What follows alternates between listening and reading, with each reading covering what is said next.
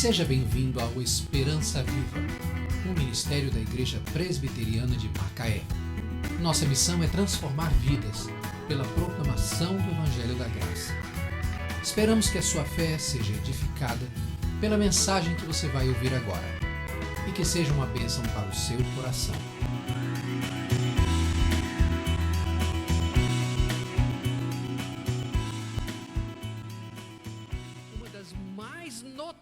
Orações que um justo pode fazer numa situação dessa: mostra-me um sinal do teu favor para que o vejam os que me aborrecem, e vejam e se envergonhem os que me aborrecem, pois tu, Senhor, me ajudas e me consolas.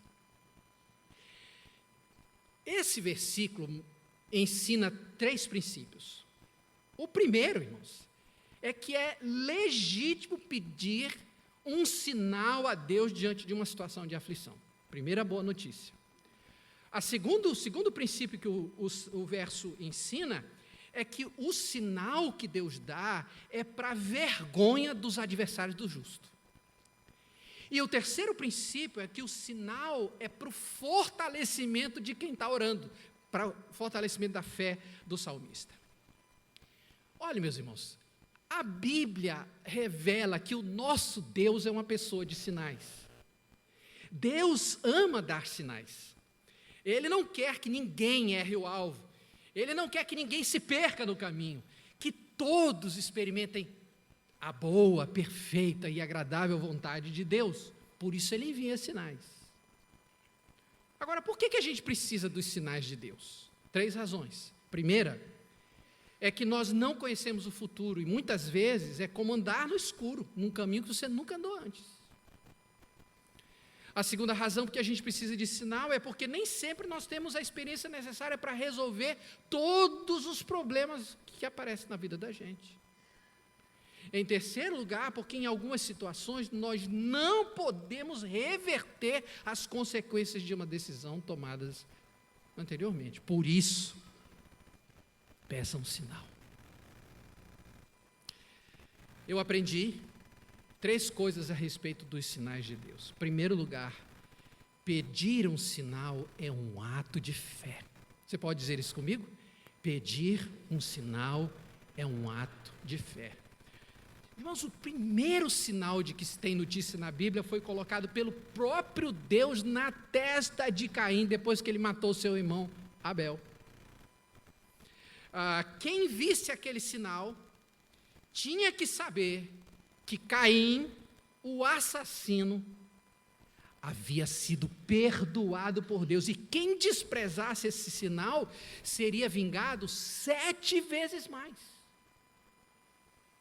Deus mesmo fez o arco-íris na atmosfera e estabeleceu o arco-íris como um sinal do pacto com Noé. A gente trabalhou isso nesta manhã, quando em Gênesis 8:20 ele disse: enquanto a terra durar, haverá semeadura e colheita, frio e calor, inverno e verão, dia e noite. E para confirmar essa promessa, para fazê-la lembrar, ele colocou o seu arco nas nuvens. Lembra-se quando Deus mandou as 10 pragas para julgar o povo do Egito. A última delas foi a morte dos primogênitos. Só que a misericórdia de Deus alcançou os hebreus e providenciou um escape para eles. Então, para fazer distinção entre os israelitas e os egípcios, Deus mandou um sinal. Se você quiser abrir comigo em Êxodo, capítulo 12, verso 13, está lá o sinal. O texto em Êxodo diz assim: o sangue vos será por sinal nas casas em que estiverdes. E quando eu vir o sangue, passarei por vós, e não haverá entre vós praga destruidora, quando eu ferir a terra do Egito. Qual é o sinal? O sangue do Cordeiro. Quando o sangue vos será. Irmãos, naquela noite, na noite em que o anjo do Senhor iria colher a vida de todo o primogênito, irmãos, naquela noite não adiantava ter o sangue de Abraão correndo nas veias, não. Não adiantava ser filho de Isaac, ser filho de Jacó. Não adiantava ser da dinastia do faraó. O que salvava o primogênito era a marca do sangue do cordeiro que havia sido morto naquela porta. Isso era o sinal. Quando Deus quer fazer distinção entre os seus escolhidos, ele usa sinais. Você se lembra da revolta de Coré? Quando Coré se levantou contra Moisés e Arão. E o caso foi parar na presença de Deus. E Deus, naquela ocasião, manifestou 2 sinais para mostrar que os escolhidos dele eram Moisés e Arão. O primeiro sinal foi terrível. Diante de toda a comunidade, a terra se abriu, debaixo dos pés de Coré e de toda a sua família, engoliu tudo quanto ele possuía, e naquele momento foram queimados por um fogo que veio do Senhor, 250 idólatras. Só que a multidão no dia seguinte foi lá reclamar de Moisés: você matou os nossos deputados, seu culpado. Aí Deus, para mostrar que Moisés e Arão eram os escolhidos, ele deu um outro sinal que foi maravilhoso. Ele pediu para que o príncipe de cada uma das 12 tribos trouxesse uma vara e colocasse diante do altar do Senhor. 12 varas dormiram de um dia para o outro no tabernáculo. No dia seguinte, as varas foram tiradas. 11 delas estavam exatamente da maneira como elas entraram. Mas a vara de Arão, que era da tribo de Levi, apareceu viva, com gomos, flores e amêndoas. Deus é um Deus de sinais. Por essa razão, irmãos, eu não hesito em dizer: Deus ama dar sinais. Ele não se faz de rogado, ele não se sente aborrecido ou ofendido quando um filho pede um sinal. De jeito nenhum.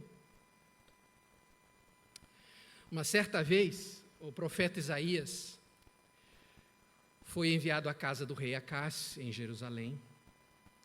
O rei estava muito amedrontado por causa da ameaça de invasão de 2 países, a Síria e Rezim.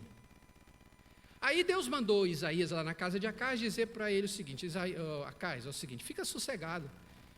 Essa gente aí está com os dias contados. Daqui a algum tempo você vai procurar, eles não vão estar nem na praça, fica tranquilo. Essa era a mensagem. Só que para ter certeza que Acás iria entender o recado, Deus completou a mensagem dizendo assim: olha, peça um sinal, uma prova de que eu vou mesmo derrotar os seus inimigos. Peça o que quiser, no céu ou na terra. Irmãos, agora presta atenção, aprenda isso aqui. Quando Deus manda você escolher um sinal, é porque Ele não quer que você erre no caminho. Quer que você acerte. Só que Acás tinha outros planos. Ele tinha uma outra seguradora. A seguradora era a Síria Sociedade Anônima. Ele já tinha planejado isso. Aí, sabe como ele queria sair bem na fita? Aí ele veio com essa conversa. Ele falou assim: não o pedirei e nem tentarei ao Senhor. Acho que pode, mano, um negócio desse. Deus está falando, pede um sinal, e fala: não vou tentar o Senhor. Que é isso? Aí Deus, sabendo as intenções de Acás, mandou, através do Isaías, a seguinte resposta: bom, vocês vão ter um sinal, quer vocês queiram, quer não. Uma virgem terá um filho, e ele se chamará Emanuel, que quer dizer Deus conosco. Deus é um Deus de sinais. Por isso o salmista Davi dizia assim: mostra-me um sinal do teu favor. Agora, irmãos, para que serve um sinal? Olha, segundo a oração de Davi, o sinal é uma prova, uma evidência do favor de Deus. Então, por essa razão, Deus precisa estar a favor de alguma demanda para dar um sinal. E Deus nunca está a favor de uma situação que seja contrária à sua natureza. Então, olha só, presta atenção. Para pedir um sinal, tenha certeza de que a sua causa é justa, de que Deus pode defender a sua demanda sem ofender a sua verdade. Então, só uma dica: não peça um sinal para passar num concurso para o qual você não se preparou. Não peça, que Ele não vai dar. Não peça um sinal para você ganhar um cargo para o qual você não tem capacidade. Não faça isso. Não peça um sinal para ganhar na loteria, ganhar na cena, no jogo do bicho. Não peça isso. Não peça um sinal para comprar um bem que você não pode pagar. Não peça isso. Davi disse: mostra-me um sinal do teu favor. Não era o favor de Davi, o desejo de Davi, a cobiça de Davi. Olha, muitos cristãos estão de mal com Deus. Estão de mal com Deus. E a razão é porque eles dizem que Deus nunca faz o que eles pedem. E tem uma razão para isso. Tem uma razão. Está lá, você pode abrir Tiago capítulo 4. Está a razão, porque muito crente está de mal com Deus. A razão pela qual vocês não têm o que vocês desejam, diz o apóstolo Tiago, é que vocês não pedem a Deus. E mesmo quando pedem, vocês não recebem, porque o objetivo de vocês está todo errado. Vocês só querem o que dará prazer a vocês. Vocês são semelhantes a uma esposa infiel que ama os inimigos do marido. Pedir um sinal é um ato de fé, porque você está convidando o Senhor a fazer uma parceria na sua causa, na sua luta, na sua aflição. Amém? É um ato de fé, porque uma vez que você receber o sinal, você terá que confiar inteiramente naquele sinal. Acais teve o privilégio de ouvir Deus dizendo: pede qualquer sinal, eu vou realizar, mas depois disso, ele tinha que confiar e descansar na palavra de Deus. Acais não queria fazer isso, mas Davi disse: mostra-me um sinal do teu favor. Segundo lugar, um sinal é dado para a conversão do adversário. Isso é muito interessante, irmão. Olha só, o segundo princípio é que Deus vai dar um sinal quando Ele deseja revelar a sua glória aos adversários do justo, aos perseguidores. E Davi explica isso, porque ele diz assim: mostra-me um sinal do teu favor, para que o vejam e se envergonhem os que me aborrecem. O que a gente aprende aqui? A gente aprende que o sinal precisa chamar a atenção do adversário para alertá-lo do perigo iminente de lutar contra o Deus Todo-Poderoso. Vamos a alguns exemplos. Ele fez isso com Faraó, rei do Egito. Você sabe qual era o grande motivo por trás das 10 pragas? Em Êxodo 12:12 está escrito assim: eu executarei juízo sobre todos os deuses do Egito, eu sou o Senhor. Então, que Deus queria mandar uma mensagem para a nação egípcia, dizendo: olha, gente, vocês estão sendo enganados. Esses deuses de vocês são nada, são uma nulidade. Eles estão aí para escravizar vocês, é tudo uma grande farsa. Agora, Deus não se incomoda de mostrar a sua grandeza aos ímpios para envergonhá-los. Você se lembra do caso de Nabucodonosor? É um caso clássico. Ele era o rei da Babilônia do tempo de Daniel. Então, uma certa noite, o grande rei Nabucodonosor teve um sonho esquisito. Ele sonhou com uma grande árvore que ia da terra ao céu. Essa árvore era cheia de folhas e frutos, e debaixo dessa árvore ela abrigava todas as criaturas da terra. Mas aí, de repente, aparece na cena do sonho um vigilante que corta a árvore pela raiz. E de repente, todos os seres que essa árvore abrigava saem correndo. E o coração da árvore se torna em coração de animal.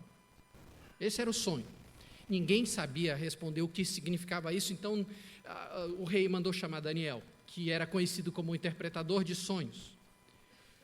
Daniel chegou lá, ouviu o sonho e não se intimidou. Falou: rei, é simples. O senhor será expulso do palácio, vai viver nos campos, como um animal comendo capim, como um boi molhado pelo orvalho da noite.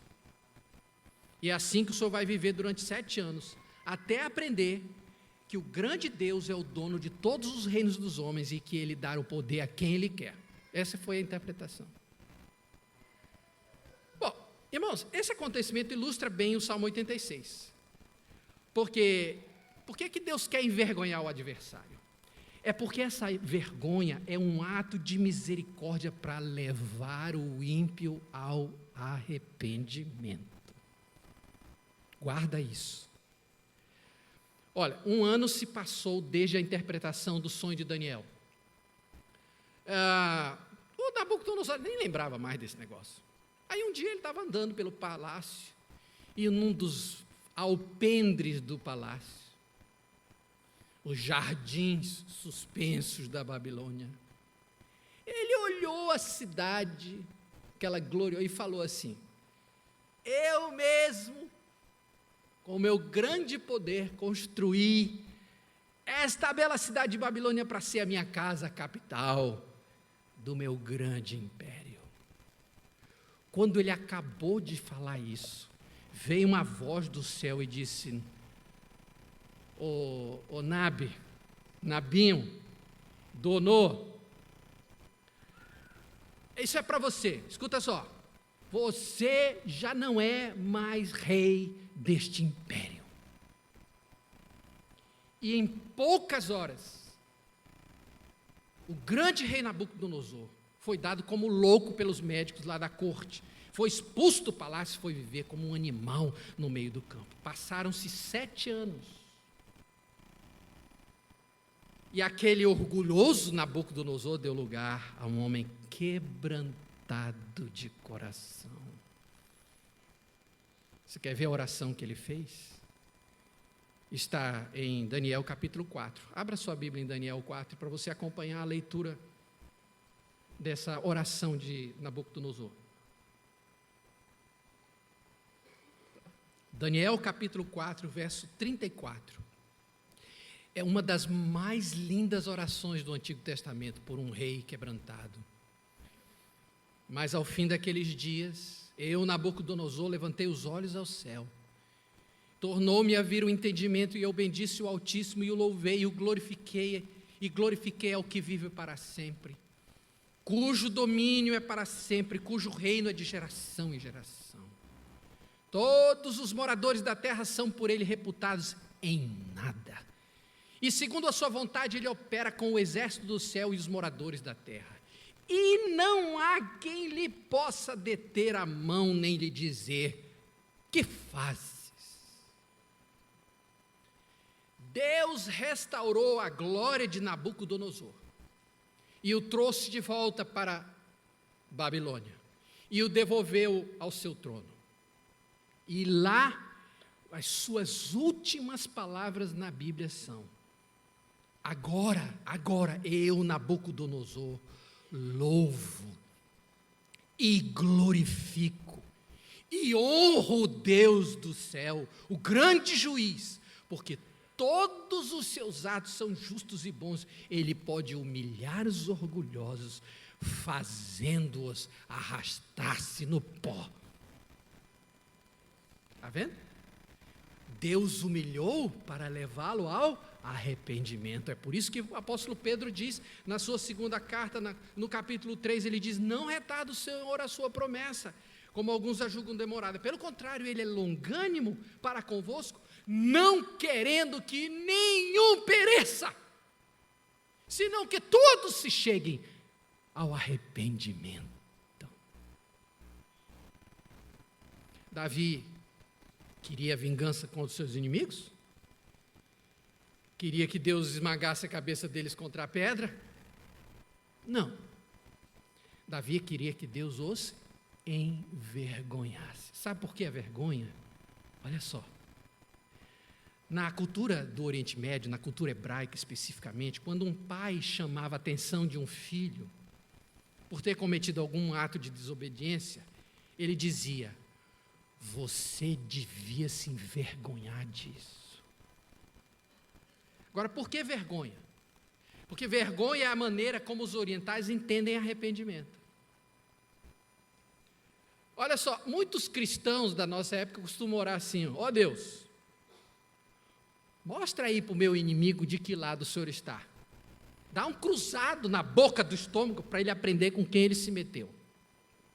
É assim que muito crente costuma orar. Os fariseus, no tempo de Jesus, tinham uma máxima, um versículo que eles inventaram. E o versículo é: amarás o teu próximo e odiarás o teu inimigo. Eles diziam que estava na Bíblia, mas isso nunca esteve na Bíblia, mas ele acreditava que estava. Jesus, aliás, muita gente gostaria que a Bíblia realmente dissesse isso, porque aí a vingança estaria liberada, né? Mas Jesus dizia assim: eu, porém, vos digo, leia isso comigo, amai os vossos inimigos e orai pelos que vos perseguem. Quando você pedir um sinal, leve em conta que Deus ama o perdido, que Deus quer alcançar o perdido, o coração do perdido, e levá-lo a conhecer a grandeza do seu amor. Em terceiro lugar, o sinal é para a firmeza e a esperança do justo. Todo sinal de Deus vai ao encontro da insegurança do justo. Porque vai haver momentos em que a nossa alma está muito inquieta, vacilante. O medo nos faz hesitar. E na incerteza a gente precisa de um sinal. Então Davi disse assim: mostra-me um sinal do teu favor, para que se envergonhem os que me aborrecem, pois tu, Senhor, me ajudas e me consolas. O sinal era para o coração de Davi ficar em paz, de que Deus estava perto. Então, irmãos, basicamente o coração do sinal é mostrar quem consola, quem ajuda. Por isso o Pedro dizia assim: Senhor, para quem iremos? Tu tens as palavras de vida eterna. Para quem iremos? Mostra-me um sinal do teu favor. O sinal é a confirmação, é a afirmação da presença de Deus numa situação. Vai fazer 5 anos que eu estou com vocês. Há 7 anos atrás, eu estava sozinho no meio de um jardim, na cidade de Campinas, e eu precisava tomar uma decisão muito difícil para mim. A decisão era vir para o Rio ou ficar em Campinas. Foi uma das decisões mais difíceis da minha vida. Todas as vozes à minha volta diziam assim: fique, lute, não desista, permaneça. E tinha muito sentido todas essas vozes, porque naquele momento eu havia acabado de receber a escritura definitiva do meu apartamento. Gente, eu nunca pensei em ter um imóvel na vida. E eu tinha, com muito sacrifício, Deus tinha me ajudado, a gente tinha recebido lá a escritura do imóvel. As nossas filhas estavam no auge da sua vida de estudos. Eu estava colhendo o resultado de 10 anos de trabalho naquela cidade. Tinha uma estrutura familiar toda acertada. E ali, sentado naquele parque, eu dizia ao Senhor: Pai, eu não sei o que fazer. Me ajude. E, meus irmãos, naquele dia, sozinho, porque esse parque ele tem uma pista de mais ou menos 1 quilômetro, o parque é um zoológico, e tem uma pista de corrida e você vai vendo os animais à sua volta assim. E no meio do parque tem uma depressão, e lá embaixo, nessa depressão, tem um riacho e tem um jardim, um lugar bonito. Só que naquela manhã, era um sábado, não tinha ninguém no parque, ninguém. E lá embaixo, então, não tinha ninguém mesmo. Eu estava absolutamente sozinho. Naquele dia, eu ouvi o Senhor me dizer: entregue tudo e vá. Só que eu não sabia, gente, se isso era coisa da minha cabeça, entendeu? Eu tinha uma dúvida: será que eu estou ouvindo o que eu quero ouvir? E aí eu pedi um sinal de Deus. E o sinal veio de uma maneira muito simples e clara. Eu fui conversar com aquele pastor que eu trouxe aqui, pastor Neco, lembra-se dele? O Altão, o pastor Neco veio aqui. E aí eu conversava muito com ele, sempre foi muito, muito amigo. E ele disse uma coisa no meio da conversa que eu nunca esqueci. Disse para ele como estava a aflição do meu coração. Ele me disse assim: meu filho, ele sempre me fala assim, meu filho, onde você estiver, ou aqui, ou lá, a graça vai lhe abençoar. Mas siga em frente, não olhe para trás. E aí, contra tudo, irmãos, contra tudo que eu tinha em mãos, eu deixei o apartamento que eu tinha, a minha estrutura, tudo que eu tinha, e vim para o Rio de Janeiro. Eu nem sabia que vocês... Quer dizer, eu conhecia vocês, mas não tinha a menor ideia que Deus ia me trazer para cá. Mas eu devo ao pastor Neco a minha vinda para o Rio. Por causa daquela palavra, ele disse: onde você estiver, a graça de Deus vai lhe acompanhar. Não olhe para trás. Então, aquela palavra era o sinal que eu precisava para entender que Deus tinha um plano que eu não conhecia, mas que no devido tempo eu compreenderia tudo. Os sinais de Deus são inconfundíveis. E quando você encontrá-los, você saberá que você chegou ao seu destino, porque Deus não é uma pessoa de confusão. Deus é luz. Olhe, na batalha da independência pelo Brasil, da independência do Brasil, no século XIX, houve uma batalha lá na Bahia, chamada Batalha de Pirajá, que é uma localidade perto lá de Salvador. Havia uma batalha, Portugal havia mandado um destacamento enorme, bem armado, para sufocar um levante pela liberdade no nosso país, lá naquela localidade. Os combatentes baianos, que eram em muito menor número, confrontaram essa força que tinha ido lá para sufocar a rebelião, liderados por um comandante chamado Major Barros Falcão. A batalha foi sangrenta durante todo o dia. Como a força de Portugal era muito melhor aparelhada, o Major Falcão percebeu em determinado momento que a batalha estava perdida. Muitas vidas já tinham sido sacrificadas. E ele percebeu que nada mais ia mudar o resultado daquela batalha. Então, muito triste, contrariado, ele mandou que o corneteiro, que se chamava Luiz Lopes, tocasse o sinal de retirada da tropa. Só que o corneteiro simplesmente não fez nada. Ficou lá parado. O comandante, irritado, por causa da demora, virou-se para o Luiz Lopes, o corneteiro, e disse: toque logo essa corneta, me obedeça. O corneteiro tocou. Se, por confusão, ninguém nunca vai sabermos, essa história nunca vai saber a verdade, porque ele já morreu. Mas se confundido, ou se ele tinha outra ideia na cabeça, o fato é que ele tocou a corneta. Só que o toque que ele fez mandava o seguinte sinal, não era para retirar, mas o sinal era cavalaria, avançar e degolar.